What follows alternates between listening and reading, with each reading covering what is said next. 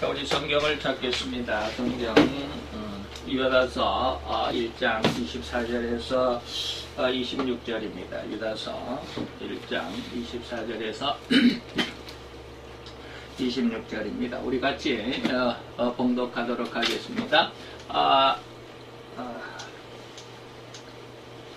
다같이 봉독합니다. 능히 너희를 보호하사 거침이 없게 하시고 너희로 그 영광 앞에 흠이 없이 즐거움으로 서게 하실 자 곧 우리 구주 홀로 하나이신 하나님께 우리 주 예수 그리스도로 말미암아 영광과 위엄과 권력과 권세가 만고 전부터 이제와 세세에 있을지어다. 아멘. 오늘은 마지막 이제 송령입니다. 송령인데 송령 안에서 다시 말로 송령은 영광을 돌려보낸다라는 그런 뜻이겠죠. 그래서 그 송령 안에서 하나님의 은혜를 살펴볼 시간을 통해서 뭐 1시간으로 하려고 그랬더니 조금 아쉽더라고요. 그래서 조금씩이나마 조금 그 시간을 단축을 시켜서 조금씩 이렇게 잘라서 한번 살펴보고자 합니다. 그래서 오늘은 이제 24절에 너희로 거침없게 하신다라고 하는 이런 제목을 한번 정해봤습니다. 그래서 오늘 본문에도 말씀이 있지만 너희로 거침없게 능히 너희를 보호하사 거침이 없게 하신다라고 하는 이 말씀인데 과연 우리는 하나님께서 우리를 왜 이렇게 거침없게 하신다라는 말씀의 뜻이 무엇일까라고 하는 것을 한번 생각을 해봅니다. 마태복음 6장 33절에 보면 하나님께서 우리 그 성도들에게 요구하시는 가장 궁극적인 한마디가 있죠. 너희는 먼저 그 나라와 그의 의를 구하라. 그리하면 이 모든 것을 너희에게 더해 주신다라고 하는 말씀인데요. 바로 그 말씀을 우리가 생각을 해보면서 하나님께서 우리 성도들에게 최종적으로 원하시는 궁극적인 그 원하시는 그 하나님의 뜻이 무엇일까라고 하는 것이죠. 목적이 뭐냐라고 하는 것이죠. 우리가 너무나도 잘 아는 것 두 가지가 있죠.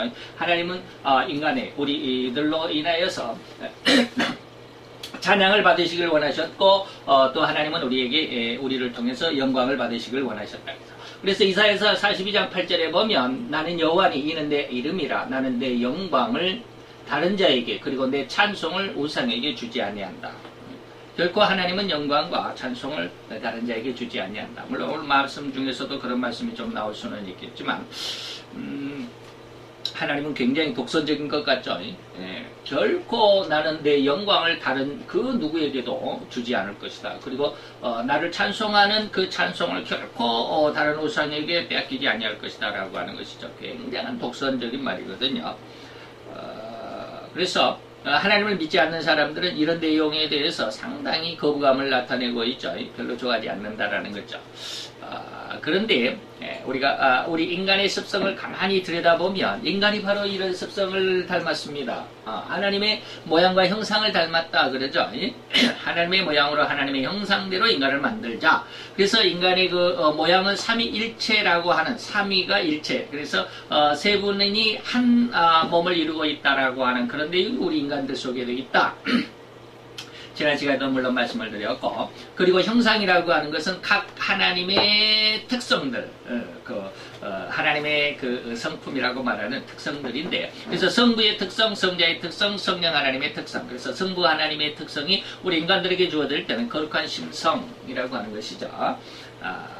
그리고 성자 예수님은 말, 그리고 성령 하나님은 우리에게 행동과 능력을 나타내 주시는 그러한 특성을 인간들에게 형상으로 주셨다라고 하는 것입니다. 그랬기 때문에 그 삼위일체로 그리고 그 형상을 받았기 때문에 인간들 속에도 이런 하나님의 이러한 독점적인 이런 것들이 있습니다. 다시 말하면 우리가 무엇인가 내 물건이 있으면 어린아이들 한번 보세요. 유치원에 가보면 유치원에 있는 물건들은 다 자기 것이 아니잖아요. 그런데 유치원에 가면은 다 같이 가지고 놉니다. 모든 유치원생들이 가지고 노는데 어느 한 아이가 유치원에 있는 블록을 막 가지고 무엇인가를 로봇을 하나 만들었다. 그러면 그 로봇은 누굴까요? 내 것이다. 내가 만들었으니까 내 것이다. 그래서 다른 옆에 친구가 절대로 못 만지게 합니다. 만져가지고 하나가 부서졌다 그러면 이제 그날은 난리법석이죠. 울고 불고 그냥 난리법석이잖아요. 왜? 자기 독점권을 가지고 있는 거죠. 그리고 나서 이제 유치원이 끝나고 집에 딱 돌아가면 이제 다 치워지잖아요. 예, 깨끗이 치워집니다. 그런데 분명히 있던 장난감의 그 조리품들이 애들이 다 저기 태어나고 나면 없어요. 다 어디가 숨겨놔야 돼요. 자기가 원하는 곳, 자기가 아는 은밀한 곳에 숨겨놨다가 그 다음날 또 얘들이 이제 등원하게 되면, 유치원으로 나오게 되면 또 그 숨겨졌던 장난감들이 또 다 나오거든요. 이게 뭐냐면 자기 독점권입니다. 인간들에게도 역시 마찬가지예요. 자기 독점권입니다. 하나님께서 그런 성품을 인간들에게 줬기 때문에, 그래서 우리는 내 자신 속에도 이러한 하나님의 성품이 있음을 좀 알아야 되는데, 거의 사람들이 그런 걸 모르죠. 그래서 나는 욕심 부리면 이것은 내 것을 내가 지킨다라고 하는 내 자존심이다라고 생각하면서, 다른 사람이 자기 자신을 지키고 자기 것을 지킨다라고 하는 것으로 이야기를 하면 우리는 뭐라고 그래? 욕심이다, 욕심쟁이다라고 이렇게 얘기를 하잖아요.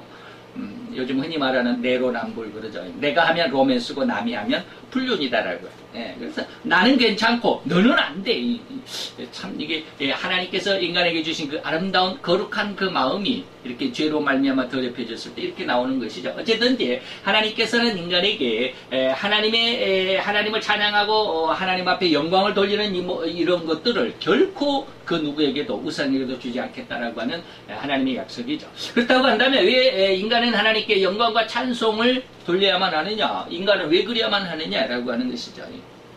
인간은 나쁘게 시쳇말로 하면 인간은 뭐 하나님 꼬봉이냐, 그렇게 말할 그렇게 말할 사람도 있는데, 과연 인간은 도대체 어떠한 존재이기에 하나님께 영광과 찬송을 돌려드려야 되는가라고 하는 것이죠. 첫째는 뭐냐면 이제 그 내용, 왜 인간은 하나님께 영광과 찬송을 돌려드려야 되느냐라고 하는 게 오늘 본문 속에 24절, 25절 속에 세 가지가 들어있습니다. 그것을 이제 우리가 앞으로 3시간을 통해서 앞으로 배우게 될 텐데, 오늘은 그 이제 첫째만 한번 배우도록 하겠습니다. 그리고 왜 인간이 하나님께 영광을 그리고 찬송을 돌려야 하는 이유가 뭐냐면, 마지막 시대는 이단이 너무 득실거리죠. 여러분들이 이것을 느껴보셨는지 모르는데, 마지막이 될수록 이단이 너무너무 극성입니다. 그래서 우리가 요한계시록을 강해를 해서 아주 오랜 시간 강의를 해서 배운 바도 있는데, 요즘에는 이제 강독이라고 한 장씩 그냥 읽어가면서 그 내용의 핵심만을 쭉쭉쭉 짚어가는 그런 성경 강독, 요한계시록 강독 시간을 지금도 우리가 오후에 하고 있는데, 계시록 안에 보면 이제 12장, 13장까지 넘어가 보면 아주 마지막 시대의 그 극심한 종교계의 모습을 보여줍니다. 극심한 종교계의 유혹, 아니면 혼란, 이렇게 말하는, 종교계의 미혹, 이렇게 말할 수 있는, 종교계가 타락한 이런 모습들이, 12장과 13장, 그리고 물론 이제 나중에 나오는 17장과 18장에 더더욱 그런 아주 적나라한 모습이 나타나기도 하지만, 어쨌든 이 12장은 용의 장, 사단의 장이고, 13장은 적그리스도의, 그리고 또 13장 1절로 10절까지는 적그리스도, 그 다음에 11절로 마지막 18절까지는 거짓 선지자였고, 이게 마귀 3이거든요. 그래서 이들의 어떤 그 하는 행동들, 그 내용들을 앞으로 이제 우리가 또 살펴보겠지만, 간단하게 이제 강독이니까 살펴보겠지만, 어쨌든 그 안에 그 내용들을 깊이 들어가 보면 인간들 속에서 이단들 마지막 시대에 얼마나 강력하게 우리 성도들을 예수님 말씀처럼 마태복음 24장처럼 할 수만 있으면 믿는 자라도 유혹하여 멸망케 하려고, 멸망의 구렁텅이로 빠뜨리려고 하려 하는 이러한 내용들이 얼마나 많은지, 참 이따가도 조금 나오게 될 것이지만 저 후반부에 그런 내용들을 우리가 잘 한번 살펴볼 수 있고, 그래서 이단들을 대처하기 위해서 하나님은 인간은 하나님께 영광과 찬송을 돌려드리는 이유가 뭐냐면, 이 자리에서 떠나지 않게 하나님 앞에 영광을 돌려드리고 하나님 앞에 찬송을 돌려드리는 그 신앙, 그 자리, 거기에서 절대로 떠나서는 안 된다라고 하는 것이죠. 이단이 득실거리는 세상이 되었기 때문에. 그 다음에 앞으로 이제 방금도 이제 12장, 13장에서 그리고 또 계시록 17장, 18장에 넘어가 보면 엄청난 환란이 있는데, 그 이제 우리가 흔히 말하는 7년 대환란, 후 3년 반이라고 하는데, 그런 환란 속에서 그런 환란 속에 우리가 빠져 있을 때, 야, 정말로 하나님이 살아계신가? 왜 하나님은 나를 구원해 주시지 않는가? 라고 하는 그런 어떤 그 의문, 자기 자괴감, 이런 것들 속에 빠져 있을 수가 있거든요. 처음 환란이 우리에게 닥칠 때 처음에는 결코 우리가 믿음으로 그것을 대적할 수가 있습니다. 처음에는. 그런데 이것이 시간이 가고 또 세월이 지나고 또 하루 이틀 아니면 한 달, 두 달, 뭐 한 1년 지나면 거의 자기 자신에 대한 자괴감을 갖습니다. 이거 도대체 내 믿음이 정말로 옳은 것인가? 시간이, 우리 옛말에도 그러잖아요. 긴 병에 효자 없다. 부모의 사랑을 그렇게 아주 그냥 죽도록 사랑을 받았지만, 죽기까지 헌신하는 그런 부모의 사랑을 받았지만 자기는 부모를 그렇게 사랑하지 못해요. 그래서 뭐 부모가 아프다 그러면 처음에는 막 그냥 정성을 다해서 부모에게 질병을 치료해 주려고 하지만 이게 이제 이게 지병이 오래된 고질병이 돼 버리면 이 나중에는 뭡니까? 그런단 말이죠. 나이가 더 드시면 아이고 언제 돌아가시나. 그런 생각을 하고 있죠. 그래서 긴 병에 효자가 없다라는 말도 있는데 어쨌든지 우리 성도들의 인간들의 마음이 하나님 앞에 정결한 그런 마음의 은혜를 얻지 못할 때 인간적인 어떤 습성 속에서 죄성으로 말미암아 살아가는 인간들에게는 절대로 오랜 기간 그것을 끝까지 인내하고 참아내는 이러한 성품이 아니더라는 것이죠. 그래서 이런 환란 속에서 우리가 자칫 하나님을 떠날 수밖에 없는 그런 어떤 위기, 그것이 마태복음 25장인데 마태복음 25장의 열처녀의 비유인데 열처녀가 다 등잔을 가지고 다 뭐 했어요? 다 졸며 잘세. 다 졸며 잔다라고. 거기에 미련한 5처녀, 그 다음에 지혜로운 5처녀. 미련하건 지혜롭건 간에 10명이 다 뭐 했다? 졸며 잤다. 그 졸며 잤다란 말이 바로 이런 뜻이거든요. 환란 속에서 내 자신의 신앙의 정체성을 스스로가 자괴감 속에 빠뜨리게 되는. 정말로 하나님이 계시나요? 하나님은 왜 내게 이렇게 힘들게 하시나? 하나님은 정말로 다시 오실 것인가? 이 세상을 보니까 하나님이 안 계시는 것만 같은데 정말로 하나님이 계시다면 이렇게 세상이 험악하고 흉악해질 수 있을까? 어떤 이런 자기 자신에 대한 그리고 자기 믿음에 대한 이런 어떤 자괴감, 반문 이런 것들이 많아지는 것이 환란입니다.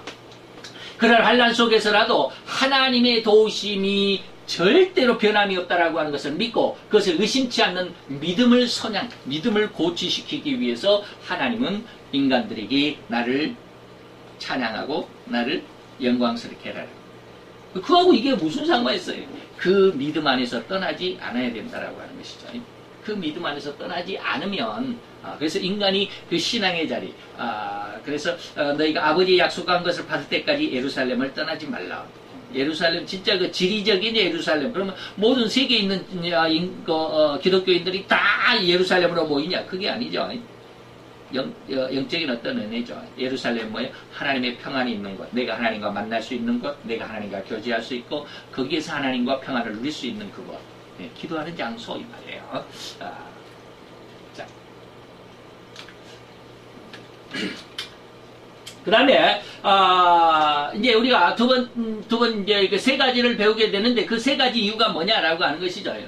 하나님께 영광과 찬송을 돌려드려야 하는 세 가지 이유가 있는데 그 세 가지 이유가 뭐냐면 바로 이것입니다. 하나님은 어떠한 하나님이시기에 능히 우리를 보호하시고 거침이 없게 하시는 하나님이기 때문에 그를 찬송하고 그를 영광스럽게 해드리는 것이다.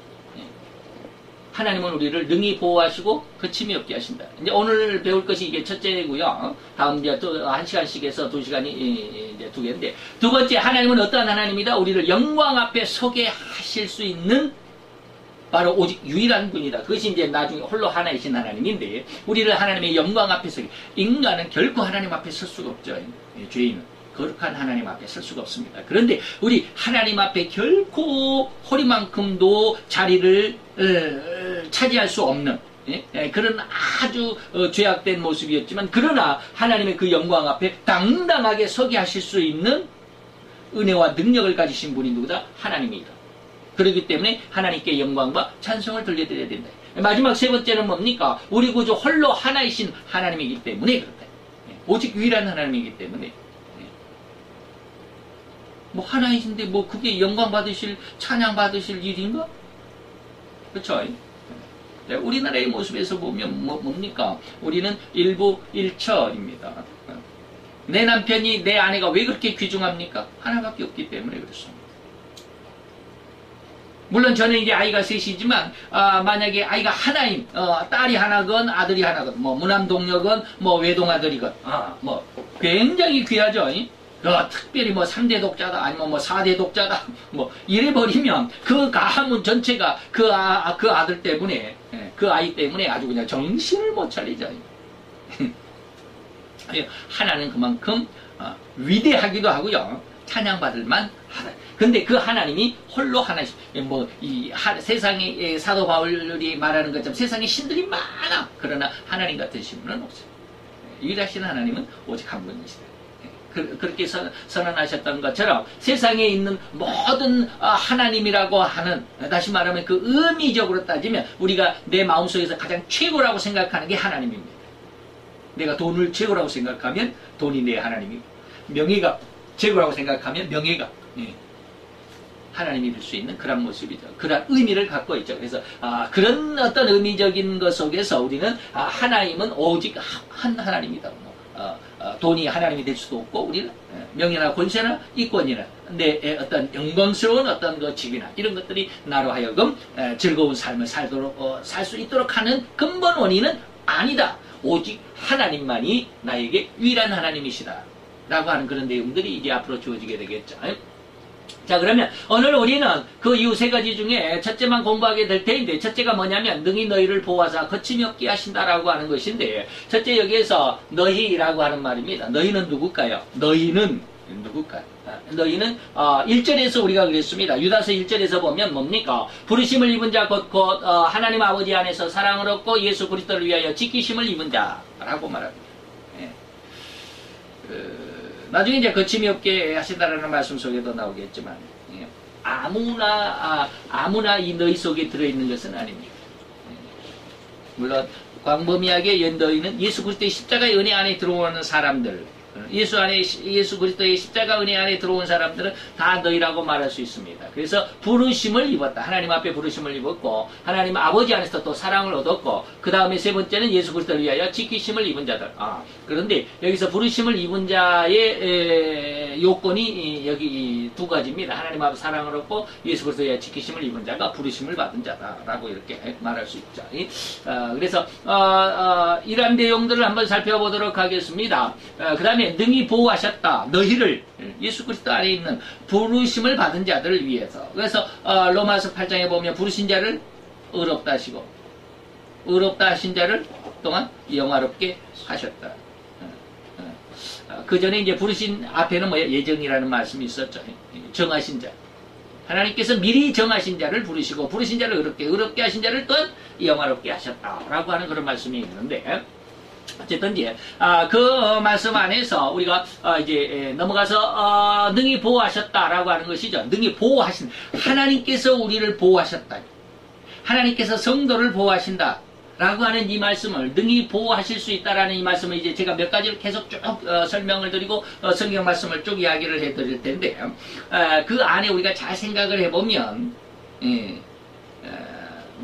제가 장로교 목사라고 해서 그럴 수도 있겠지만, 이 칼빈의 교회가 절대적인 구원이다. 한번 구원받으면 절대로 구원에서 탈락하지 않는다라고 하는 말씀이 얼마나 정확한지를 알 수 있게 될 것입니다. 무엇 때문에? 능히 보호하시는 하나님의 그 성품 때문에. 우리가 지난 시간에도 그랬죠. 마태복음 13장에 보면 밭에 감 주인보와 그 다음에 극히 값진 진주 하나. 밭에 감추인 보화를 발견한 농부나 진주를 발견한 그 진주상이나, 정말로 그 가치를 알았다면 자기 전 재산을 팔아서 그 밭을 그리고 그 진주를 살 수 있을 것이다. 근데 왜 못 사느냐? 가치를 모르니까요. 그잖아요. 가치를 모르니까 그래요. 우리는 그 가치를 모르면 결코 거기에 내 자신을 투자하지 않습니다. 가치가 있어야 비로소 내 모든 것을 놓고 내 모든 것을 다 통틀어서 거기에 투자할 수 있죠. 만약에 남의 아들이 아무리 잘났어도 잘난 그 남의 아들로 인해서 아들에게 내 전 인생을 투자할 수는 없잖아요. 그러나 내 아들이면 그럴 수도 있습니다. 투자합니다. 예. 그렇게 내 아들의 가치와 이웃 옆집의 아들의 가치는 다르기 때문에, 가치를 보는 눈이 다르기 때문에 그렇죠.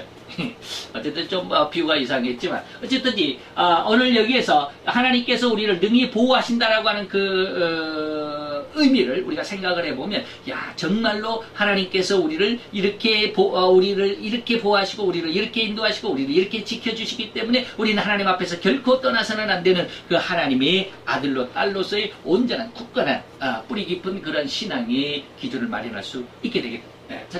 자, 그러면 한번 부르신 자는 결코 버리지 아니하신다. 방금 말씀드렸던 칼빈의 교리 속에서 우리가 적용을 시켜볼 수도 있는데, 지금 뭐 교리를 제가 여러분들에게 말씀드리는 건 아닙니다.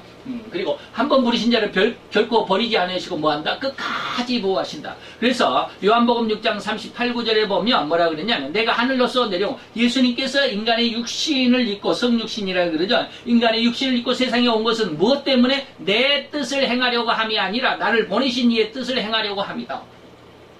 아버지 하나님께서 나를 세상에 보냈는데 아버지 하나님의 뜻을 행하려고 한다. 그러면 나를 보내신 이 아버지 성부 하나님의 뜻은 뭐냐면, 내게 주신 자, 내게 주신 자라는 말은 예수님에게 주신 자죠. 또 이 말이 무슨 말이에요? 마태복음 1장 21절입니다. 무슨 말? 예수의 이름을 뭐라고요? 자기 백성을 저희의 죄에서 구원할 자다라고 하는 것이죠. 바로 이것입니다. 자기 백성이 말이죠. 예수 그리스도의 십자가의 은혜 안에서, 예수 그리스도의 십자가의 은혜로 인해서 구원의 생명을 얻은, 멸망과 지옥의 형벌을 떠나서 구원과 영원한 생명을 얻는 그 하나님의 백성, 십자가의 백성 이 말입니다. 그래서 내게 주신 자 중에는 내가 하나도 잃어버리지 않겠다. 그리고 뭐요? 마지막 날에 다시 그것을 살리는 이것입니다. 하나도 잃어버리지 않는다. 끝까지 내가 그를 보호하겠다라고. 이 하나님의 은혜가 내게 있다라고 하는 거예요. 내가 하나님께서 나를 지금 그렇게 지켜보고, 내가 너를 끝까지 지켜주고, 내가 너를 끝까지 보호하고, 내가 너를 인도하겠다. 얼마나 큰 은혜인지 모릅니다. 예. 제가 처음에 그런 말씀을 자주 했죠. 제가 직장암 3기여서 이제 직장과 대장을 20cm를 잘라내는 대수술을 했다고 할지라도, 그리고 이제 발병한 지 뭐 한 1년, 6월 23일 날 발견을 했으니까 6, 7, 8, 9, 10, 11, 1년 하고도 5개월이 지났네요. 암을 발견하는 순간부터 단 한 번도 1년 5개월, 1년 반이 거의 지나가도록 단 한 번도 이 암에 대해서 근심이나 걱정이나 불안해 본 적이 없다라고 그랬습니다. 왜 그랬을까요? 암을 발견한 진찰하기 3일 전에 하나님께서 그랬어요. 내가 너를 인도하고 내가 너를 지키겠다. 그 한마디가 얼마나 내 마음속에 크게 와닿는지, 물론 큰 소리로 그냥 그냥 뇌성병력처럼 그렇게 말씀하신 것은 아닌데, 아주 은은하게 내 마음속에 확 들어오는 그런 말씀이셨습니다. 그 말씀이 얼마나 강력했던지, 큰 게 아니고 강력했던지, 그 말씀의 힘이 나로 하여금 암이라고 하는, 인간들은 암이라고 하는 말조차 듣기도 두려워할 정도인데, 그냥 지나가는 저 사람이 암이래, 이렇게 아니라 내게 이 말이야. 내가 암이라는 진단을 받는다면 그 영혼이 녹아지지 않을 사람이 거의 없습니다. 근데 저는 한번 그렇게 불안하고 두려워하고 무섭고 그냥 떨리고 이런 것이 허리만큼도 없었다. 그만큼 하나님께서 나를 지키신다, 보호하신다라고 하는 것이 그렇게 큰 은혜다라고 하는 것을 저는 요즘 들어 다시 한번 회상해 봅니다. 야, 하나님이 나를 지키시는. 물론 아직은 다 완성되어져 완성된 단계 속에 들어가지 않는, 이제 나중에 계속 이런 말씀이 나오겠지만 완성된 단계 속에 들어가지 않았기 때문에 때로는 이렇게 암에 대한 것 외에 다른 것에는 힘들고 어렵고 막 지치고 그래. 이따가 좀 이따가 나오겠지만, 지난 시간 설교할 때 제가 그랬어요.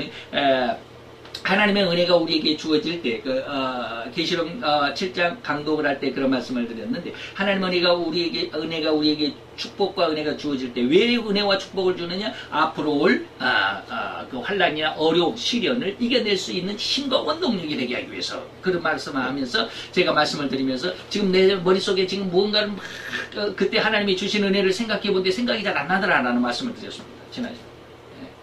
왜 생각을 안 나게 하셨을까? 이건 여기에서도 조금 나옵니다. 그것을 기억을 해내세요. 하나님께서 우리를 보호하시는 이 은혜가 얼마나 큰지가 느껴지게 될 것입니다. 두 번째 뭡니다. 능히 보호하신다라고 하는 것에 또 두 번째 다른 은혜는 뭐냐면 하나님은 모든 사람을 사랑하시지만 세상에 사람이라고 하는 사람들은 사람이라는 생명을 가지고 세상에 태어난 사람이라고 한다면 다 하나님의 모양과 형상을 닮았습니다. 그가 무슨 뭐 김정은이처럼 악하고 뭐 이 IS처럼 아주 폭력적이고 아주 그냥 그냥 세상에 둘도 없는 그런 선하고 착한 그런 사람일지라도 어떤 사람일지라도 선인과 악인들 어떤 상황일지라도 모든 사람을 하나님은 사랑하십니다. 그런 모든 사람을 사랑하시고 보호하시지만 특별히 하나님은 부르심을 입은 자 오늘 유다서 1절이라고 그랬죠. 부르심을 입은 자는 뭐 어떤 사람이 부르심을 입은 자라고요? 하나님의 사랑 안에서 하나님 아버지 안에서 사랑을 얻은 자, 하나님 아버지 안에서 사랑을 얻은 자. 그 사랑이 뭘까요? 예수의 십자가죠. 로마서 5장 8절. 우리가 죄인 되었을 때 하나님이 우리를 위하여 그 독생자를 십자가에 내주심으로 뭐 했다? 하나님의 사랑을 우리에게 뭐 했다? 확증. 무엇을? 사랑을. 하나님 아버지 안에서 사랑을 얻었다.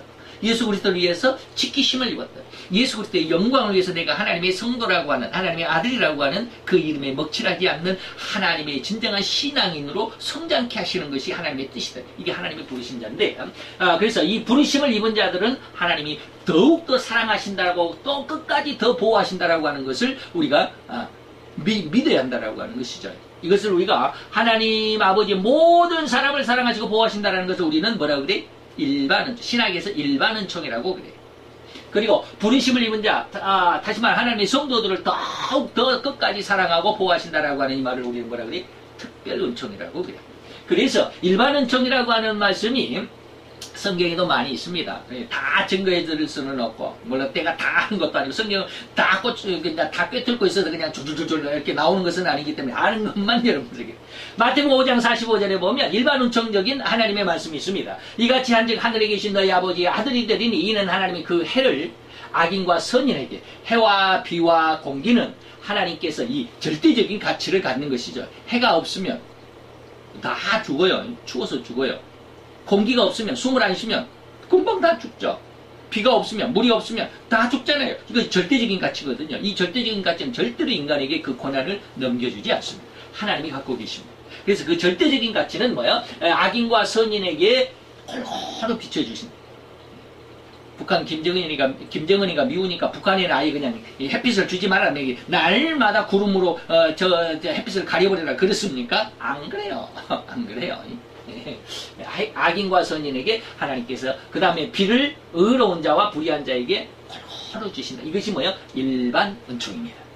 아시죠? 아십니다. 특별은총은 뭐냐? 특별은총은 갈라디아서 6장 10절인데 그러므로 우리는 기회 있는 대로 모든 일반은총적으로 모든 사람을 다 사랑할 수 있는 그러한 성품이 되어야 하지만 특별히 그러한 모든 사람에게 착한 일을 할 수는 있어야 하지만 특별히 뭐예요? 더욱 특별히 믿음의 가정들에게 할지어다.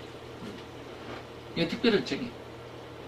다른 사람들보다 믿음 안에 있는 사람들이 더 하나님 앞에 있는 그래서 하나님께서 이렇게 끝까지 부르심을 입은 자 모든 사람을 다 사랑하고 보호하시지만 그 중에서도 특별히 부르심을 하나님이 은혜 안에 예수 그리스도의 자기 백성 안에 든 자만 하나님은 구원하신다. 이것이 특별 은총입니다. 그 다음에 한번 또 생각을 해본 능히 보호하신다는 하나님의 뜻은 뭐냐면 영과 육을 영혼과 육을 다 보호하시지만 특별히 영혼에 더 치중하십니다. 자, 그래서 데살로니가 전서 5장 23절을 제가 이제 여기다가 제시를 했는데 평강의 하나님이 친히 너희로 온전히 거룩하게 하시고 또 너희 온 영과 혼과 몸이 우리 주 예수 그리스도의 강림하실 때 흠없게 보존되기를 원한다. 여기에서 이제 영과 혼과 몸인데 흔히 말해 영육이 있잖아요. 가장 중요한 것은 뭐냐면 여기에서 전체적인 내용을 우리가 따져본다면 지금 뭐라고 그랬느냐면 내 영과 혼과 몸이 예수 그리스도의 예수 그리스도의 재림하실 때까지 뭐하라? 흠없게 보존되도록 해라. 흠이 뭘까? 흠은 죄죠. 인간들에게 죄입니다. 흠은 죄입니다. 남의 것을 훔쳐왔다, 도둑질해왔다, 남의 것을 강도질했다, 이런 것이 인간에게 흠이라고 할 수도 있지만 그거는 놔두고, 그거는 이제 일반적인 사회적인 어떤 윤리적이고 도덕적인 정치적인 어떤 법적인 이런 것 속에 있지만 영적인 흠이라고 하는 거 모든 인간들은 자범죄와 뭐가 있다? 원죄 속에 있다. 자범죄와 원죄 속에 있어요. 그 죄라고 하는 게 바로 흠입니다. 근데 이 죄가 없어야 된다라고 하는 언제 예수 그리스도의 강림하실 때에 우리 영까지 말이에요. 영, 혼과 몸까지 죄가 없어야 돼요. 그래서 보면 흠이 없게 되는 것은 뭘까요? 예수 그리스도의 십자가의 은혜 안에서 내가 죄의 용서를 받는 거예요. 이것은 뭘까요? 이따가 또 나오나요? 아직 안 나오네.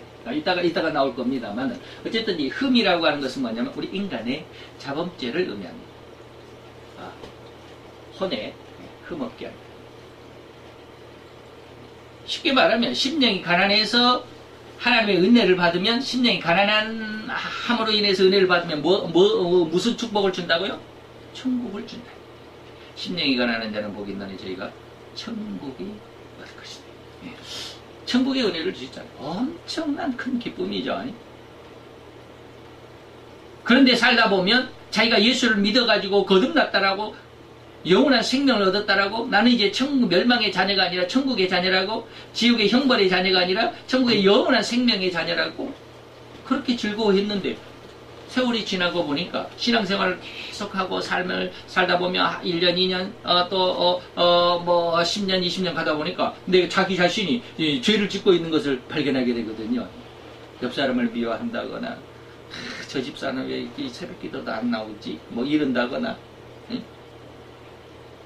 마음에 안 된 생각, 이웃에 서운하게 했던 생각, 저 사람을 그냥 질투하는, 그 사람에게 공격하고 싶은, 이런 내용들이 이 죄라고 하는 것이 있는데도 불구하고 이것을 모르고 살다가 이것이 죄라고 느껴지는 때가 있습니다.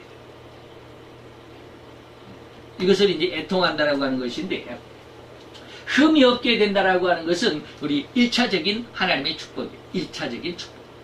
그래서 모든 것이 이제 구원을 받았으니 구원 자체만을 생각을 하면 엄청나게 큰 축복인데 좀 있다가 더 신앙생활을 이제 더 신앙이 성장하고 하나님과 더 긴밀한 관계를 갖고 하나님 앞에 기도하다 보니까 하나님께서 이제 하나하나 죄를 지적하게 됩니다. 그러면 아주 죽을 맛이죠.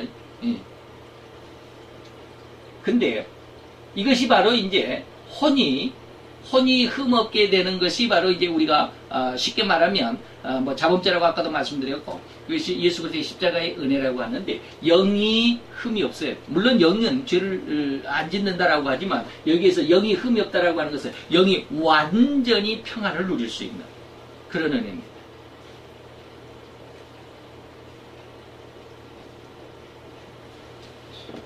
이걸 어떻게 설명을 해드려야 되는지 모르겠는데 이 영이 흠이 없게 보존되는 것은 뭐냐면 원죄가 해결될 때 영이 흠이 없게 보존될 수 있습니다.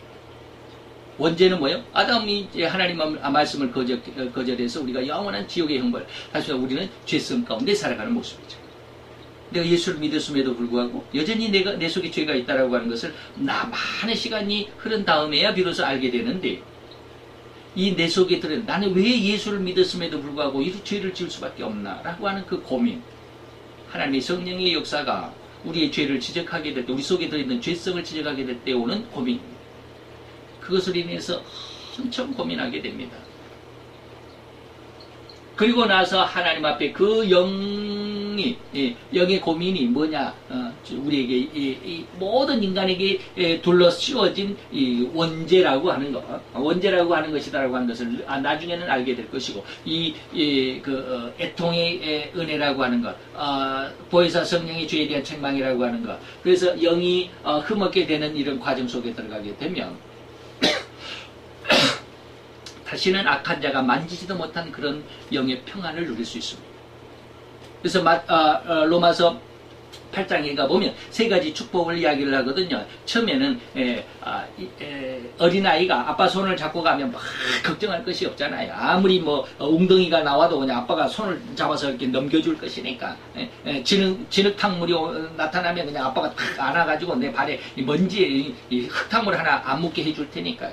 바위가 나오고 뭐가 나오면 그냥 아빠가 탁 들어가지고 바위를 넘겨주고 그냥 절대로 나 넘어지지도 않고 자빠지지도 않고 먼지도 안 묻고 말이에요. 이것이 하나님께서 우리에게 주신 10년간의 은혜로 천국을 얻는 기분입니다.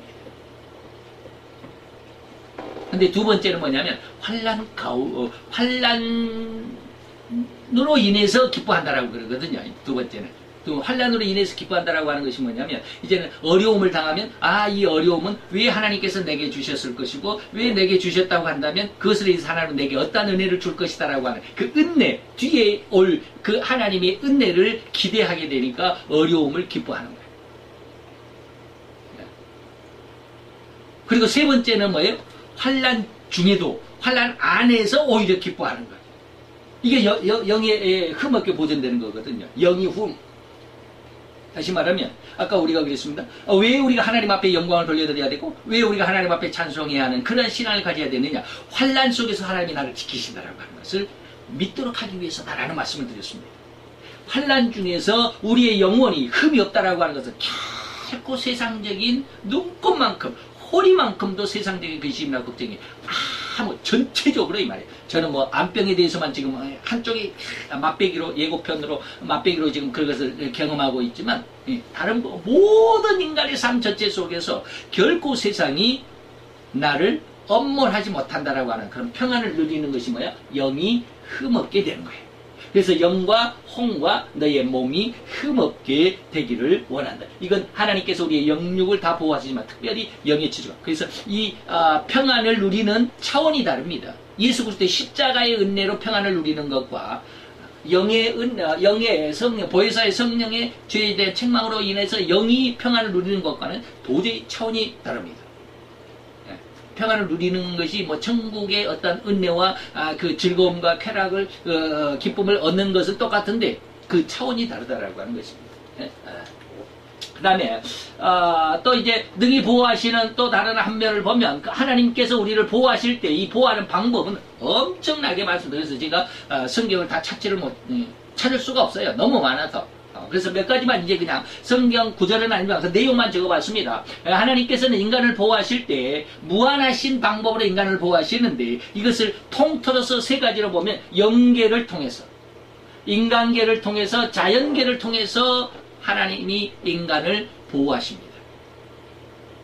물론 이게 우리 정신적인, 영적인 것이 이라고 하지만 우리 정신적인 것도 없지 않아 있어요. 물론 다 그렇지만 크게 세 가지로 볼 수 있습니다. 다시 말하면 우리가 즉 천사를 통해서 엘리야에게 떡과 물을 공급해 주셨죠.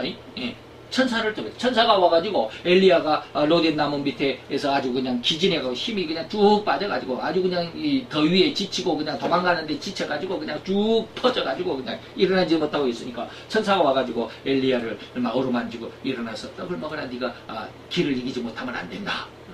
40일을 이제 앞으로 40일을 그때 사막을 40일을 걸어서 오늘날처럼 그냥 뭐 차가 있어서 휴익하는 것도 아니고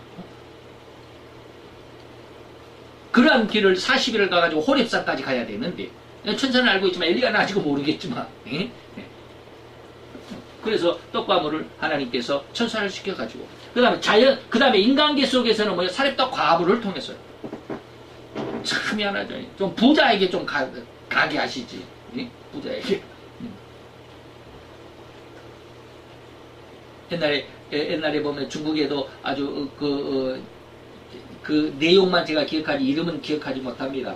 중국에 아주 큰 사람 세 사람 있다고 그래요. 뭐 손권, 뭐 장계석, 또 손양문인가 하는 이 세 사람이 있다고 그러는데 이 세 사람이 청년 시절에 어느 은행장의 부인, 은행장의 사모의 그 도움을 많이 받았다고 그래요. 그 은행장의 사모가 너무 믿음이 좋아가지고 자기 집에다가 그냥 큰 어떤 쉽게 말하면 별장 같은 것을 하나 지어놓고 그렇게 쉽게 말하면 인재를 키웠다고 그럽니다. 앞으로 이제 딱 봐가지고 될지 모르다 그러면 그 사람들 거기다가 쉽게 말하면 기숙사처럼 해가지고 모든 것을 지원해주고 모든 것을 도와주고 공부할 수 있도록 후원해주고 막 그랬다고 그래요. 그 중에 세 사람이 바로 중국의 아주 위대한 세 명의 지도자 뭐 송권, 뭐 손양문, 뭐 장개석 그렇다고 그래요.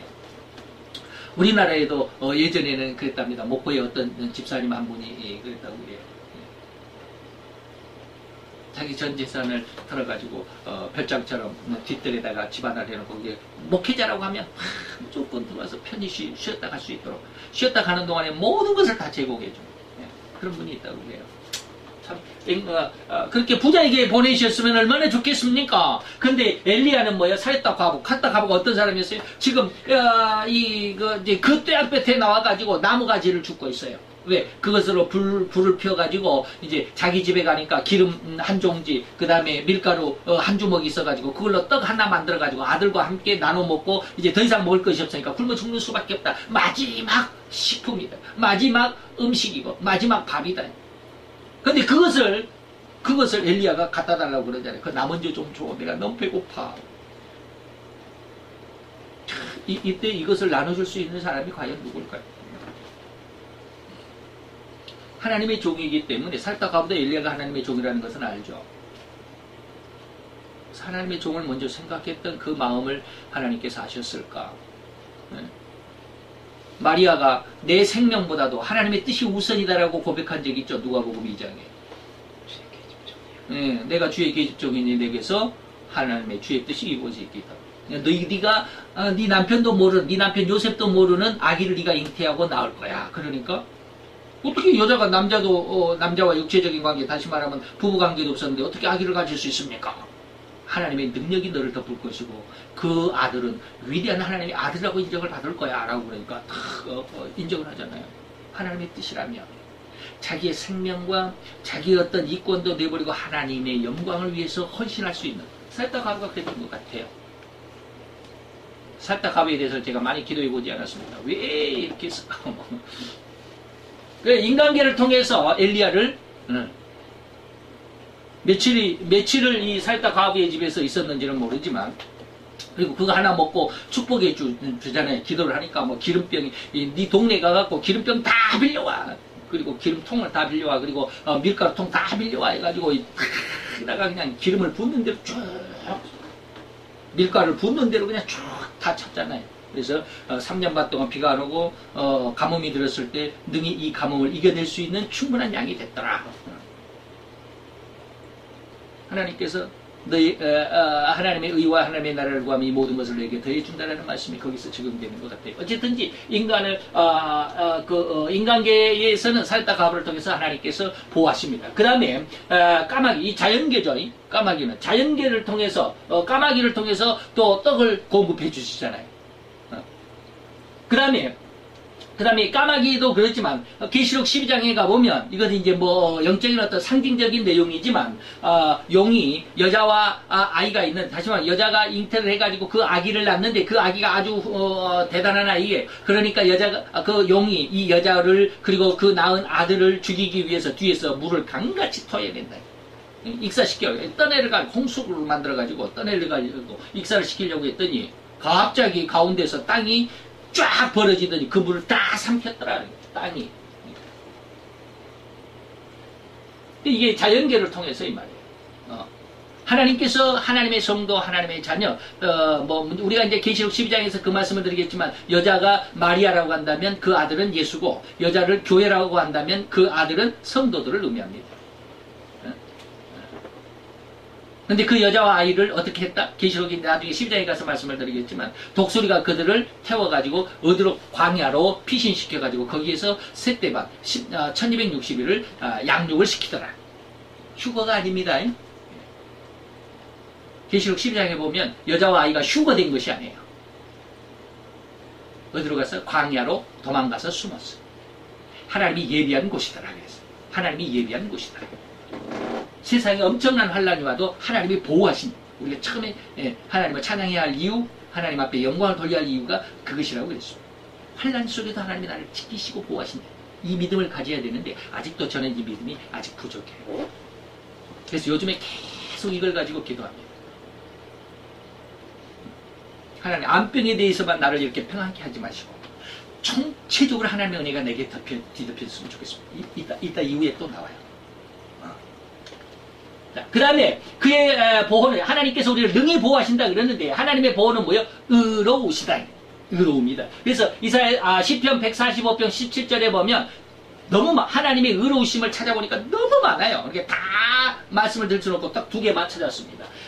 딱 두 개만 찾았는데 145편 17절에 보니까 여호와께서는 그 모든 행위가 어떻다? 의롭다. 그 모든 행사가 은혜롭다.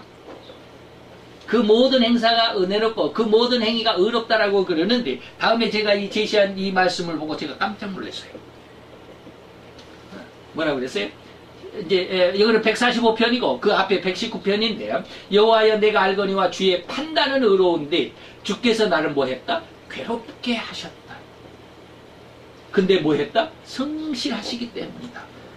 여호와가 성실하시기 때문에 나에게 괴로움을 줬대요. 제가 이 말씀을 읽으면서 깜짝 놀랐죠. 아니 뭐야 나를 괴롭게 하는데 하나님이 성실해서 나를 괴롭게 해. 하나님의 모든 행사는 은혜롭다고 그러는데 내가 이 괴롭고 고통과 괴로움을 당하고 고난을 당하고 환난 속에 죽겠다라고 아우성치는 이것이 하나님의 은혜래. 그리고 그것은 하나님이 성실하기 때문에 나를 그렇게 고난 속에 집어넣었대. 이 말씀을 듣고 제가 깜짝 놀랐어요.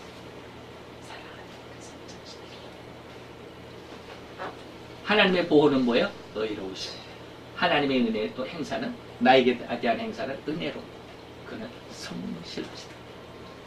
근데 제 느낌은 그래요. 앞으로 좀 이따 또 이야기를 하겠지만 영이 아까 그 흠없이 보존된다는 걸 이야기를 했잖아요. 그게 그거예요.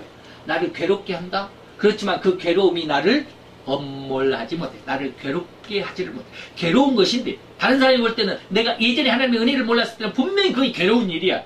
괴로워서 내가 죽을 지경이라고 아마 고통을 했을 거야. 근데 은혜를 받고 보니까 그게 하나도 괴롭질 않아. 이게 지금 제가 말하는 제 암병 속인 암이지만 전혀 근심 걱정이 없습니다. 괴로운 것이잖아요.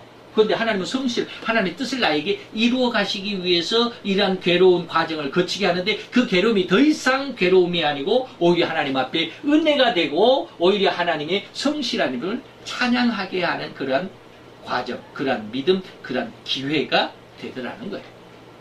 내가 아마 암을 경험하지 못했으면 이런 말이 안 나올 거예요. 그 다음에 그의 하나님께서 우리를 보호하시는 것은 영원토록 하시다. 그래서 요한복음 14장 16절에 보면 내가 아버지께서 구하기서는 그가 또 다른 보혜사를 너에게 주어서 뭐한다? 영원히. 창세기 6장에 보면 노아 시대에 하나님께서 홍수를 내리시면서 뭐라고 그랬어요? 나의 신이 나의 성령이 보혜사는 성령이시죠? 성령이 나의 신이 영원히 너희와 함께 있게 하지 않겠다 하셨습니다. 근데 요한복음 14장에 오면 뭐라고 했어요? 영원토록 보혜사가 너에게 함께. 근데 이 믿음을 정말로 믿음을 갖게 되면 세상에 두려울 것이 없고 아까 영의 평안이 바로 그것입니다. 디모데후서 2장 10절에 보면 그러므로 내가 택하신 자를 위하여 모든 것을 참으면 저희로도 그리스도 예수 안에 있는 구원을 영원한 영광과 함께 이제 이거 바울이 이야기하는 것이죠. 하나님께서 우리를 보호하시는 것은 영원하다. 한 번만 구원 얻을 때만 우리를 내팽개치고 우리를 방관해버리고 우리를 도와주시도 보호하시지도 우리를 지키시지도 않고 그냥 방치해버리는 것이 아니라 영원히 우리를 지키신다. 그리고 죄에 대해서 거침없게 하신다라고 하는 것인데 죄에 대해서 거침없게 하신다라고 하는 거침없다라는 말씀을 이제 지금 제가 두 가지를 말씀을 드리겠습니다. 근데 여기서 말하는 것은 죄에 대해서 거침이 없게 하신다라는 의미입니다. 그러면 또 이 죄에 대해서 거침이 없게 한다라고 하는 것은 뭐냐면 아까도 말씀을 드렸죠. 우리가 영과 혼과 몸 그래서 우리의 혼이 흠이 없다. 흠이 없다라고 하는 것이나, 거침이 없다라고 하는 것이나 같은 어떤 의미입니다. 그래서, 이거 죄에 대해서 거침이 없게 하셨다? 죄에 대해서 흠이 없게 하셨다? 라고 하는 것, 그 흠이라고 하는 것은 죄라고 그랬잖아요. 그래서 흠이 없게 하셨다, 거침이 없게 했다. 그런데 외적인 상태, 우리의 자범죄를 짓게 하지 않는다. 예수 그리스도의 십자가의 은혜 안에서 구원을 받았으면, 구원을 받았으면, 죄에 대해서 거침이 없이 하나님께서 우리를 지켜주신다고 약속을 했기 때문에 자범죄를 짓지 않도록 하시겠다고 했기 때문에 우리가 죄를 짓지 않아야 되잖아요. 근데 우리는 계속 죄를 짓잖아요. 화도 나고 성질도 나고 우락부락하고 욕심도 나고 그잖아요. 이런 내용들이 왜 오냐 이거야. 또 하나 거침이 없다라고 하는 것은 죄에 걸려 넘어지지 않게 자범죄를 짓지 않게 하신다는 죄에 걸려 넘어지지 않게 하신다는 뭐 같은 의미인데 죄에 걸리지 않도록. 근데 우리는 여전히 죄를 짓고 있잖아요. 자, 그래서 거침이 없다라고 하는 것은 죄에 대해서 거침이, 그리고 자범죄에 대해서는 정결하게 하시는, 그 다음에 죄에 대해서 거침이나 뭐 거침이 없게 하신다, 넘어지지 않게 하신다, 똑같은 말인데, 근데 이 거침이 없게 하신다라는 말씀의 의미가 예수를 믿는 모든 성도에게 평등하게 주시는 애가 뭐이다? 아니다 그랬어요. 예수만 믿으면, 구원을 얻기만 하면, 예수의 십자가의 대속의 은혜로 보혈로 말미암아 구원을 얻어서 모든 사람들이 다 성도라고 인정을 하는 그 성도가 됐다고 그래서 이 모든 성도들이 다 죄에서 거침이 없느냐? 아니다. 아니다. 여기에 대해서 우리가 아주 우리의 신앙의 그 정책, 내용을 정확하게 알 필요가 있습니다. 예수 그리스도의 십자가 믿으면 다 죄에서 구원됐기 때문에 더 이상은 죄가 없다라고 생각하고 그냥 뭐 비례의 지을 죄까지 하나님께서 다 용서해 주셨다라고 그냥 나는 전혀 죄를 안 지을 거라고 장담하고 그냥 그러는데 아니에요. 몰라서. 거침이 없다라는 말을 지금 쭉 이야기를 했습니다. 거침이 없다라는 말이 이런 말인데, 이런 거침이 없는 것은 예수를 믿는 모든 성도에게 동일하게 평등하게 주시는 애가 아닙니다. 특별한 사람들에게 주십니다. 그 특별한 내용이 뭐냐 이 말이에요. 거침이 없는 상태는 선과 악 양쪽에 다 있습니다. 여기까지 말씀드린 것을 말해서 이제 거침이 없게라고 하는 말을 다른 면에서 제가 지금 여러분들에게 제시를 해드립니다. 거침이 없다라는 말만, 이 죄라는 말을 빼버리고 거침이 없다라는 말만을 우리가 가지게 된다면 선과 악 양쪽에 다 거침이 없는 삶을 살아가는 사람들이 있다라는 거예요. 그러면 여기서 뭐 예수를 믿는 사람이 평등해 주시는 애가 아니다, 이것을 지금 말하는 게 아닙니다. 이게 전혀 다른 어떤 의미 속에서 지금 제가 말씀을 드리는 거예요. 거침이 없다라는 말은 선한 쪽에서도 악한 쪽에서도 거침이 없다라는 말이 적용되는 수가 있다라는 거예요. 그것이 도대체 뭐냐면, 먼저 이제 악에 대해서, 악의 세계 속에서 거침이 없는 자들이 있습니다. 이게 뭘까요? 아주 중요한 말입니다.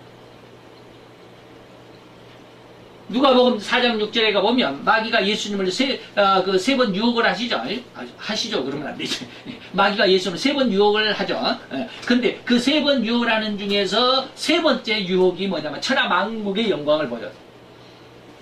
모든 천하만국을, 그 영광과 명예와 권세를 내가 너에게 줄 테니 네가 나에게 한 번만 절해라라고 하는 그 유혹입니다. 그러면서 예수님에게 사단이 뭐라고 그러느냐 하면, 사단이 가로되 이 모든 권세와 그 영광을 내가 너에게 줄 수 있다.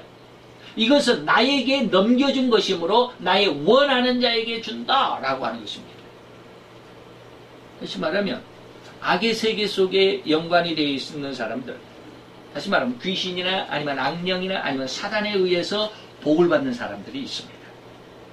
여러분들 잘 모르실 거예요. 영적인 어떤 안테나를 잘 세우면 이것들이 많이 보여집니다. 미국에서 유명한 여자, 뚱뚱한 여자분이 있습니다.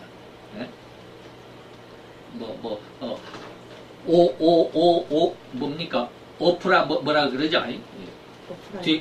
뒤에까지 다 이야기하고 싶은데 그냥 오프라 뭐라고 하네. 그분의 고백이 그렇습니다. 어느 날 어떤 존재가 나에게 찾아왔어요. 자기가 이렇게 쉽게 말하면 방송인으로서 너무너무 힘들어요. 성공을 못하니까 너무 힘들었을 때, 너무 힘들어하고 있는데 어떤 존재가 갑자기 나타나가지고 그 존재와 계약을 맺었다. 그리고 그 다음부터는 아주 일사천리, 세계적인 MC잖아요. 어마어마하죠. 그리고 착한 일도 많이 하잖아요. 근데 세상 사람들은 다 그걸 부러워해요. 우리나라의 이거 음악 뮤지션 중에 아주 그 잘 나가는 뮤지션 많이 있지만 뭐 SM이니 뭐 JYP니 뭐 이런 사람들 말고 우리가 잘 알지 못하는 뮤지션이지만 돈을 잘 보고 아주 그런 사람이 있습니다. 예. 용 뭐라고 하는 용 다섯 자인가 용 이런 사람이 있습니다. 그 사람도 처음에 시골에 있다가 서울에 와가지고 자기가 뭔가를 이 음악을 해봐야 되는데 너무너무 안 돼요. 흔히 이제 연예인들 처음에 시작할 때 힘들었을 때 하는 살았던 장소가 어디예요? 옥탑방. 그죠? 옥탑방에서 거의 한 40일 동안 아주 그냥 술만 먹고 하루에 라면 한 개 먹을까 말까 하고 그냥 술로만 그렇게 힘들게 아주 그냥 모든 것을 다 포기하고 살았는데 어느 날 존재가 나타났어요. 그 존재를 만나고 난부터 엄청나게 노래가 잘. 자기는 음악대학을 나와본 적이 없다고 그랬어요. 음악이 뭔지를 몰라요. 근데 음악은 하고 싶어요. 그런 사람들 많죠. 근데 그 사람들이 이제 그 존재를 만나고 난 다음부터는 일사천리로 일이 풀려지기 시작해요. 그래서 지금 굉장히 부자입니다. 그 빌딩이 3층, 몇 층이가 되는데 3층에 자기 사무실이 있는데 3층으로 올라가면 자기 전용 엘리베이터가 아니라 에스컬레이터가 있어요. 전용 엘리베이터 말고 에스컬레이터. 그 계단이 쭉 올라가는 거 있죠. 전용 에스컬레이터가 있어요.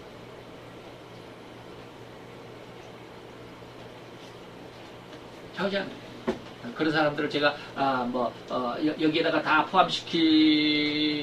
확실하게 그렇게 말할 수는 없지만 언제 또 그들이 거기에서 나오게 될지 모르지만 자우장 오늘날 많은 그 연예인들 중에서 아이돌 중에서도 그렇습니다. 뭐 일루미나티 뭐 어쩌고 저쩌고 하는 거 이런 것들이 참 많은데 거기에 소속된 사람 소속돼서 세계적인 어떤 인기 명예 이권을 누리려고 하는 사람들이 상당히 많아요. 믿음이 없는 사람들 믿음이 없으니까 그러겠지만 어쨌든지 그렇습니다. 이 말씀을 하나님께서도 맞다라고 인정하신 말씀이 있습니다. 계시록 17절입니다. 하나님께서 이 말이에요. 하나님께서 이 모든 사단에게 그리고 사단에게 속한 자에게 자기 뜻대로 할 마음을 저희에게 주어서 하나님의 한 뜻을 이루게 하시고 그리고 하나님의 나라와 하나님의 백성을 그 짐승에게 일시간 맡겨 놓으셨습니다. 이게 7년 대환란인데요. 하시되 뭐 하기까지 하나님의 말씀이 응하기까 하나님의 뜻이 이루어지기까지. 이게 계시록 6장 10절에 가보면 하나님의 그 순교자들이 하나님의 제단 밑에서 우리의 피를 언제까지 신원해 주지 않겠습니까? 라고 하니까 기다려라. 뭐 한다? 뭐 하기까지? 순교자의 수가 차기까지 좀 기다려라. 그것이 뭐예요? 하나님의 말씀이 하나님의 뜻이 세상을 관장하시는 세상을 주관하시는 세상을 섭리하시는 하나님의 뜻이 이루어질 때까지 이 세상에 엄청나게 큰 대환란 주님 자기 뜻대로 이 짐승이죠. 짐승 17장은 짐승의 장인데 짐승이 자기 뜻대로 하도록 이것이 이제 인류 3분의 1을 죽이고 하는 너무나 큰 대환란이다라고 하는 것이죠. 이것이 바로 악의 세계죠. 그 다음에 우리가 하나님의 세계, 영의 세계 속에서 우리로 거침없게 하실 것입니다. 영의 세계 속에서. 제가 지금 악의 세계에서 그리고 또 영의 세계에서 이렇게 이야기하는 것을 아주 잘 주의 깊게 들으셔야 합니다. 다음에 또 그런 이야기가 나오니까. 자, 하나님의 세계 속에서 오는 하나님의 은혜는 뭐냐면 가장 좋은 은사와 온전한 선물이 다 위로부터 빛들의 아버지께로서 내려온다.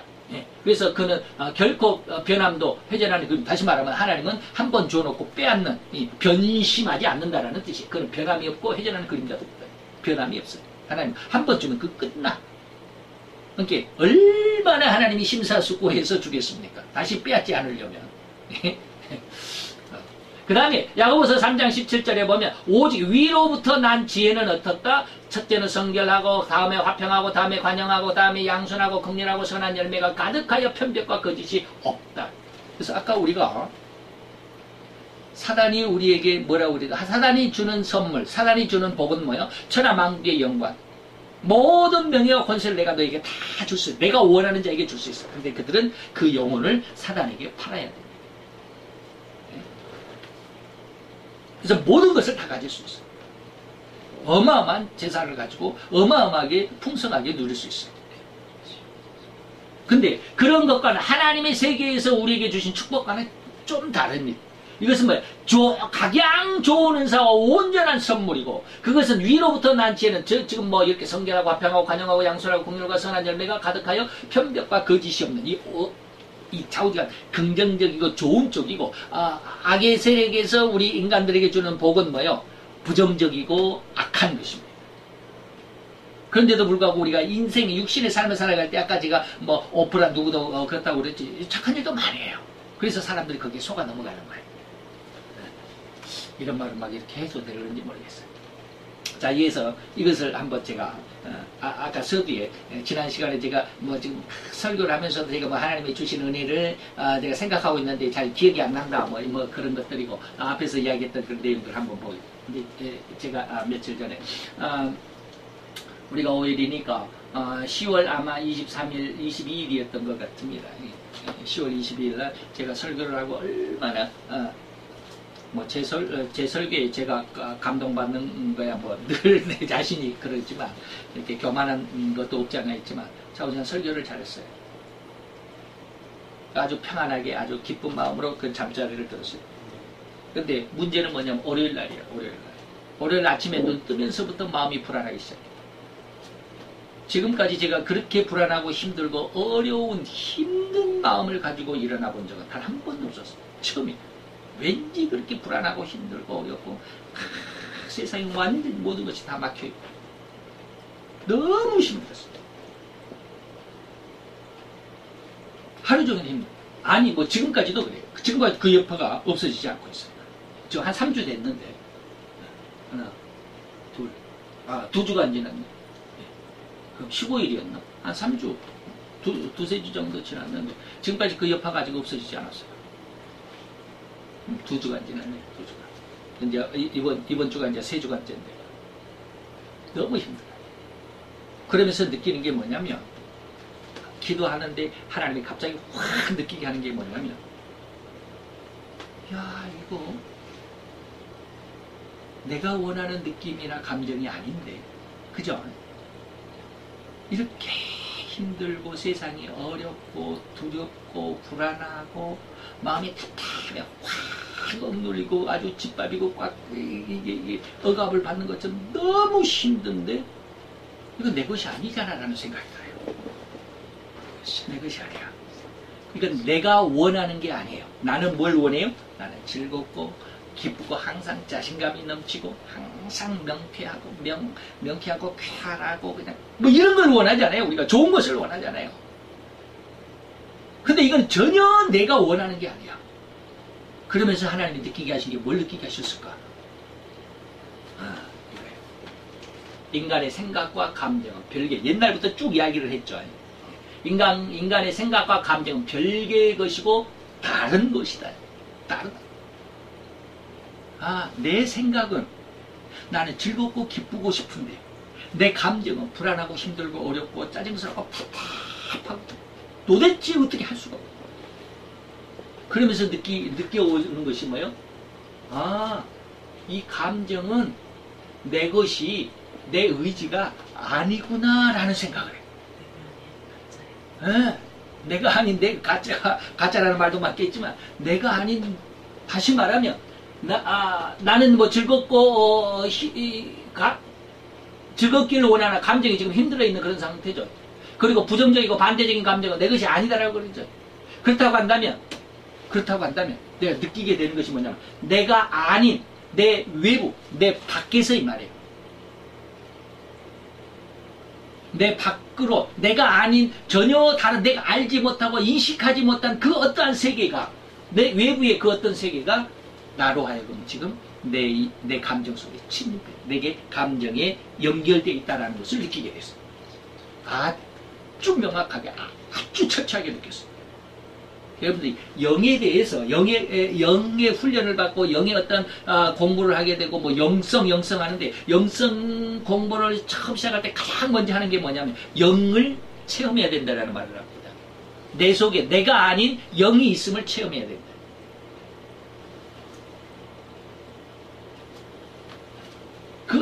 그것을 물론 저도 조금 뭐 예전에 뭐 다른 어떤 모습으로 뭐 영이 있다라는 것을 뭐 처음에는 지난 10월 23일 날 아주 확실하게 체험을 했어요. 이건 내가 아니구나. 내가 아니라면 내가 내 속에가 아닌 내 외부로 내 밖에서 그 어떤 세계가 지금 나에게 접속이 돼 있다라고 하는 거예요. 곧 인간의 감정과 생각의 조종은 절대로 자기 자신이 아니다. 이건 내가 원하고 내가 조종할 수 있는 감정이 아니잖아요. 근데 거의 많은 사람들, 거의 많은 사람이 아니라 모두가 다 그렇습니다. 내 생각은 내 것이다. 내 감정은 내 것이다라고 생각합니다. 내가 이것이 기분 나빠. 네가 나에게 이렇게 하니까 내가 기분 나빠. 내 감정이잖아. 내 것이라고 생각해. 그게 아니다라고 내가 생각을 하잖아요. 감정이 아니라 내 생각이 그거 아닌데 내가 알고 있는 것과 다른데 이건 내 생각이라고 생각하잖아요. 전혀 이 생각과 감정은 내 것이 아니야. 내가 조종할 수 있는 게 아니야. 내가 그 생각을 가지고 싶다고 해서 가지고 있는 게 아니고 내가 그 느낌을 갖고 싶다고 해서 가져지는 게 아니더라는 거예요. 이거 너무 확실하게 느꼈어요. 다시 말하면 악령의 세계와 하나님의 세계가 인간의 생각과 감정과 관계를 갖고 있습니다. 다시 말하면 하나님의 세계에서 내 영혼에 접속이 되면 나는 즐겁고 기쁜 감정 속에서 믿음 안에서 성장할 수 있는 그런 어떤 단대함과 강력함을 갖게 됩니다. 그런데 악령이 내 속에, 내 마음 속에, 내 감정 속에, 내 지식 속에 접속을 하게 되면 너무 불안하고 힘들고 어렵고 모든 것이 다 두렵고 고통스럽고 괴롭게 생각이 됩니다. 이해가 되어야 됩니다.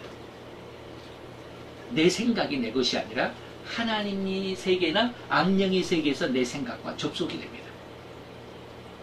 예전에 제가 우리 스승 목사님의 설교를 들을 때 스승 목사님은 가끔 그런 말씀을 했습니다. 인간은 그냥 라디오 통이야. 인간은 그저 텔레비 박스야. 텔레비 박스가 방송을 내보내는 게 아니라 그 텔레비 박스에 MBC 채널을 맞추면 MBC 전파를 받으면 MBC가 나오고 KBS 전파를 받으면 KBS가 나오듯이 라디오 박스에 KBS 채널을 KBS 다이얼을 맞추면 KBS가 나오고 MBC를 맞추면 MBC가 나오듯이 인간은 그냥 라디오 박스나 텔레비 통이야. 그런 말씀 많이 하셨어요. 근데 지금 제가 그 스승 목사님의 은혜를 얻은 지 지금 한 30년쯤 됐는데 이제야 그걸 확실하게 느꼈어요. 그죠? 2주째. 그러면서 하나님의 은혜가 뭐냐? 하나님의 은혜는 우리가 뭐 했다? 그것을 붙잡아야 돼. 오늘 거침이 없게 우리를 능히 부어주고 거침이 없게 하시기 위해서 우리는 그 안에서 하나님의 은혜 안에서 하나님의 영광과 찬송하는 그 은혜 안에서 끝까지 붙어 있어야 된다라고 처음에 말씀을 드렸잖아요. 그래서 우리의 몸이 우리의 영까지라도 흠이 없이 보존돼야 되는 것이 뭐냐면 바로 내 자신을 컨트롤을 내가 다시 말하면 네가 하나님 그 갈라디아입니까? 어디에서 그런 씁니까? 에베소서인가 갈라디아서 그러잖아요. 하나님을 순복하고 하나님을 뭐 하도록 해라? 가까이 해라.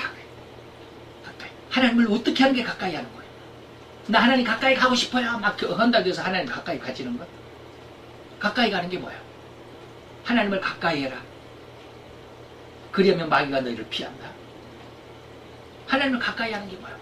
이거 하나님이 내게 역사할 때 이 통로를 내가 만들어주고 방금 말씀드렸듯이 악의 세력이 악령의 세력이 내 마음과 그리고 내 생각 속에 접속이 되면 난 너무 불안하고 힘들어. 우리가 쭉 이야기했잖아. 하나님께서 우리를 거침없게 하시고 우리를 능히 보호하시는데 어떻게 할까? 끝까지 하나님의 보호하심은 의롭고 하나님의 보호하심은 너무 크고 영원하고 뭐 별별 이야기를 다 했잖아요. 앞에.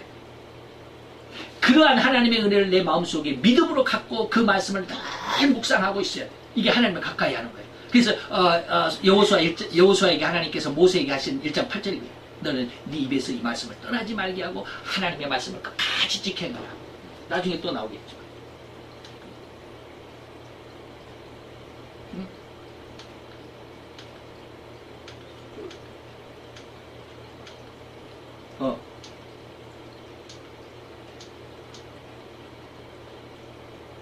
아까 우리가 다 했는데 이거 그죠? 예. 지금 거기는 이제 근데 왜 그게 방금 나왔던 그게 없어져 버렸네. 예. 율법책을 떠나지 말게 하며. 아 이거 여기 있네. 예. 요거. 아 이게 가운데 제가 여기 이걸 하나를 이 시트를 하나 더 넣었구나. 이게 잘못됐구만. 예. 거기지만. 자. 네, 능히 보호하심. 이제 아까는 거침이 없게 하신다라는 말씀이었죠. 예, 아까는 거침이 없게 하신다. 근데 왜 이 삼이 거침이 없는데 어젯밤에 제가 1시 반까지 이거 하느라고 아주 피곤한 그래서 정신이 없이 그랬고. 자, 근데 이제 3번 그랬으면 이거는 4번인데 여기가 4인데 능히 보호하신다라는 말씀을 한번 거침이 없게 하셨다 하는 것과 이제 능히 보호하십니다. 능히 보호하시는데 우리를 보호하실 때 어떻게 하시냐면 심지어 악한 자가 만지지도 못하게 하신다. 자, 우리가 아까 제가 뭐라고 그랬느냐면 하나님께서 우리를 거침없게 하실 때 죄에 대해서 거침이 없고 흠이 없게 하실 때 예수를 믿는 성도에게서 다 그 거침이 없게 하시는 것은 아니다라는 말씀을 드렸어요. 자, 근데 여기서 뭐라고 그러냐면 능히 하나님이 우리를 보호하실 때 악한 자가 만지지도 못하게 하신다. 악한 자가 만지지도 못하는 자가 예수를 믿기만 하면 예수의 십자가의 보혈의 공로를 의지하기만 하면 악한 자가 만지지도 못하냐? 그렇지 않는다고 그랬어요. 예? 예수의 구원의 은혜를 받은 사람조차 계속해서 반복해서 실수하고 잘못하고 허물이 있고 심지어는 죄까지 범하는 경우도 있어요. 여러분, 그런데 여기서 보면 하나님께서 우리를 보호하시면 어떻게 하냐? 악한 자가 만지지도 못할 정도로 우리를 지켜주신다. 그게 무슨 말일까? 요한일서 5장 18절입니다. 하나님께서 난 자마다 범죄치 아니한 하나님께로서 난 자마다 범죄치 않는다. 성도들을 의미합니다. 그리고 아노라 하나님께로 나신 자 이건 예수를 의미합니다. 예수님께서 우리를 능히 보호하시고 우리를 지키시니까 악한 자가 저를 만지지도 못한다. 악한 자가 만지지도 못한다. 악한 자가 만지지도 못한다는 말의 의미가 뭘까요? 제가 늘 반복해서 이야기하지만 어려움이 왔지만 어려운 줄 몰라요. 그 어려움이 어려움이라고 느껴지질 않아. 이게 무슨 말이에요? 제가 아까 계속해서 말씀드렸죠. 제가 지금 암병에 수술을 했지만 암에 대해서 전혀 근심과 걱정, 불안, 두려움, 아무것도 없다고 그래요. 홀만큼도 없다. 이 암병을 위해서 하나님 낫게 해주세요. 단 한 번도 기도해 본 적이 없어요. 1년 반이 지나요. 1년 반이 다 가까워. 이런 것은 뭘까요? 하나님께서 나를 지키시니까 악한 자가 나를 만지지도 못한다는 한 일편 하나님이 나에게는 그래요. 이게 한 예고편이야. 이게 총체적으로 아까 말했던 영이 흠이 없이 보존돼야 돼요. 그것은 뭐예요? 이제는 나는 이 암에 대해서만 이렇게 자유하지만 다른 것에 대해서 불안하다 그랬잖아요. 이런 것들이 완전히 이제 단 한 호리만큼도 불안한 것이나 근심이나 아무리 힘들고 아무리 어려운 환란이 와도 전혀 거기에 힘들어하거나 괴로워하거나 고통스러워하는 것이 없는 완전 이것이 영의 평안이고 영이 흠이 없는 상황이다라고 말씀을 드립니다. 그렇게 될 때야 비로소 악한 자가 만지지 못한다는 말씀이 바로 영의 평안입니다. 결코 만지지 못한다.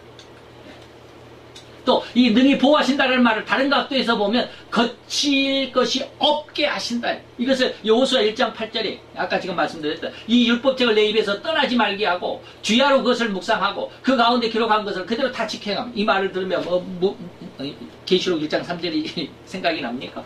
이 말씀을 듣는 자와 그 다음에 읽는 자와 기록한 것을 그대로 지켜 순종하는 자가 복이 있다. 똑같은 말이잖아요.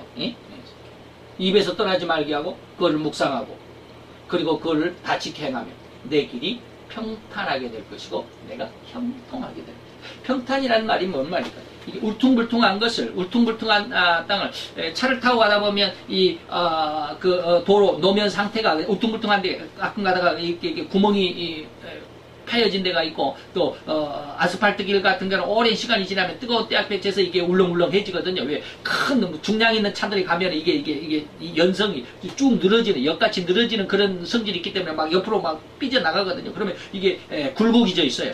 그러면 굴곡이 진 길을 잘못 가면 굉장히 차가 위험합니다. 그대로 쭉 앞으로 가는 게 아니라 옆으로 사선으로 이 굴곡진 길을 가면 바퀴가 막 이렇게 굉장히 삐져지는 굉장히 위험한 상황이 발생하기도 하거든요. 그런 위험한 상황 속에 있는 그런 길이 로다라고 페이로다라고 하는데 도로 포장하는데 보면 큰 쇠바퀴 굴러가는 차 보셨죠? 예. 그걸 페이로다라고 그러나? 자우지가 그런 차들이 가면 쫙 반드시 깔아버리잖아요. 평평하게. 예. 그런 것처럼 이 평탄이라고 하는 말이 바로 그런 뜻입니다. 울퉁불퉁한 너의 삶이 평탄하게 되는 것이다. 그 다음에 형통이라고 하는 것은 뭐예요? 거칠 것이 없다. 만사형통이라는 말을 하잖아요. 예. 어떻게 하면 이 세 가지를 하면 하나님의 말씀을 읽으면 묵상하면 읽으면 또 들으면 그리고 그런 대로 행하면 근데 행하는 것이 참 힘들긴 하죠. 어쨌든지 오늘 우리는 하나님께서 우리로 하여금 우리를 지켜주시는데 이제 마지막 우리가 24장 25절 속에서 하나님 앞에 영광을 돌려드리는 가운데 세 가지가 영광을 돌려드리는 세 가지가 있다라고 하는 것. 그 중에서도 오늘은 거침없이 우리를 보호하시고 능히 보호하시고 그리고 또한 이런 내용들 속에서 우리가 오늘 하나님의 은혜 가운데 한번 생각을 해봤습니다. 우리가 이런 하나님의 말씀을 배우는 것은 뭐라고? 우리가 하나님 앞에 영광을 돌려드려야 하는 이유가 우리의 신앙. 어떤 어려움 속에 빠진다 할지라도 그 어려움을 이겨낼 수 있다라고 하는, 그리고 하나님이 나를 지켜주신다라고 하는 그 믿음에 굳건히 서게 하기 위해서 하나님께서 이런 말씀을 우리에게 주셨다라고 하는 것을 말씀을 드렸습니다. 이 은혜 가운데서 더 굳센 하나님의 믿음, 하나님의 귀한 자녀가 되기를 바랍니다. 기도합시다.